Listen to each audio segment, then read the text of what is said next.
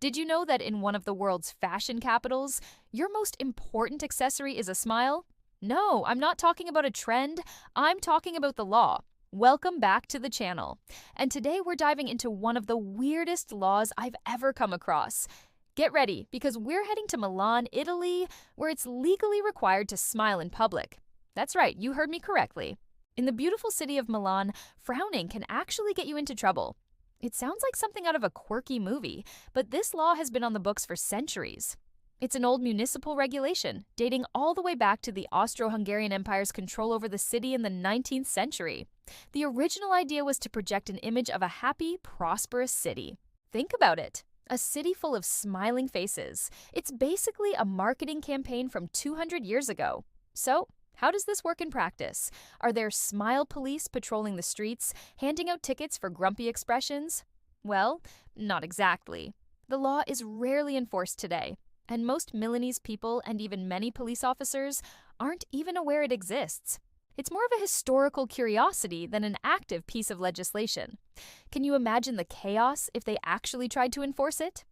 Excuse me, sir, your smile is only at 75% capacity. That's a warning.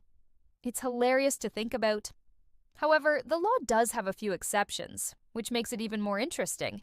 You're officially exempt from the mandatory smiling rule if you're attending a funeral or visiting a hospital. I mean, thank goodness for that. It would be incredibly awkward to be forced to grin while paying your last respects. These exceptions show that even the old lawmakers had a bit of common sense and compassion. They understood that there are moments in life when a smile just isn't appropriate. But let's think about the spirit of the law for a moment. Beyond the quirky headline, what was the goal? It was about fostering a positive public atmosphere. It's based on the idea that our external expressions can influence our internal feelings and the feelings of those around us.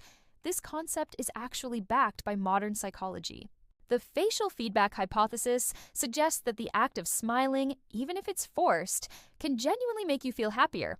The muscle movements involved in a smile can send signals to your brain that trigger the release of endorphins, our body's natural feel-good chemicals. So, when you smile at a stranger, you're not just being friendly. You might actually be giving your own mood a little boost. And it's contagious! When we see someone else smile, our brain's mirror neurons often fire up, making us want to smile back. It's a chain reaction of positivity. Maybe those 19th century Milanese officials were onto something. They were basically trying to engineer a citywide happiness loop.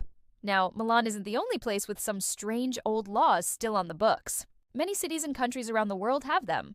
For example, in the UK, it's technically illegal to handle a salmon in suspicious circumstances. In a town in Oklahoma, it's against the law for a woman to do her own hair without a state license. These laws are remnants of a bygone era, often passed to address very specific problems of their time that just don't exist anymore. They rarely get removed from the legal code because it's a complicated process, so they just sit there waiting to be discovered by people like us. But the Milan Smile Law feels different. It's not about public order or safety in the traditional sense. It's about public emotion. It's a law about vibes. It really makes you wonder what life was like back then. Was the city really so glum that the government had to step in and order people to cheer up? Or was it more of a symbolic gesture, a way for the rulers to say, this is a happy place and we insist on it? Let's put ourselves in the shoes of a Milanese citizen in the 1800s. You're walking to the market, thinking about your day. Maybe you're a little stressed. Suddenly, you remember the law. You quickly force a smile. A person walking towards you sees your smile and smiles back, maybe a little more genuinely. You see their smile, and your forced grin becomes a little more real. Before you know it, the whole street is a little bit brighter. It's a fascinating social experiment, isn't it? Of course, there's a flip side. The idea of being forced to perform an emotion can feel a bit dystopian. We value authenticity.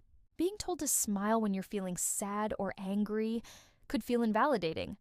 Emotions are a natural part of the human experience, and we should be allowed to feel them without judgment or legal penalty. Forcing a smile could feel like wearing a mask, hiding your true self from the world. It raises interesting questions about individual freedom versus the collective good. Is a city's happy image more important than an individual's right to feel and express their genuine emotions? Today, the law is mostly a fun fact, a piece of trivia you can share with friends. If you visit Milan, you won't get arrested for having a bad day. You'll see plenty of people rushing around, looking serious, just like in any other major city. But you'll also see a lot of genuine warmth and joy. Milan is a vibrant, beautiful city, full of art, fashion, and incredible food. The people are passionate and expressive. They don't need a law to tell them to enjoy life. Still, the next time you're walking down the street, maybe try a little experiment. Try smiling at the people you pass. See how many people smile back. See if it changes how you feel, even just a little. You don't need to be in Milan to test the theory. Maybe those old lawmakers, in their own strange way, left us with a valuable reminder that a simple smile can be a powerful tool. It can change your mood, it can change someone else's day, and maybe, just maybe, it can change the world, one grin at a time. It's a free, universal language that connects us all. So, what do you think? Is this law brilliant or bizarre? Would you like to live in a city where smiling is mandatory? Let me know your thoughts down in the comments. I read every single one, and I'm really curious to hear your take on this.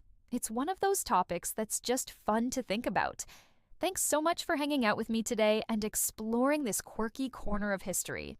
If you enjoyed this video, don't forget to hit that like button and subscribe for more deep dives into the weird and wonderful. See you in the next one.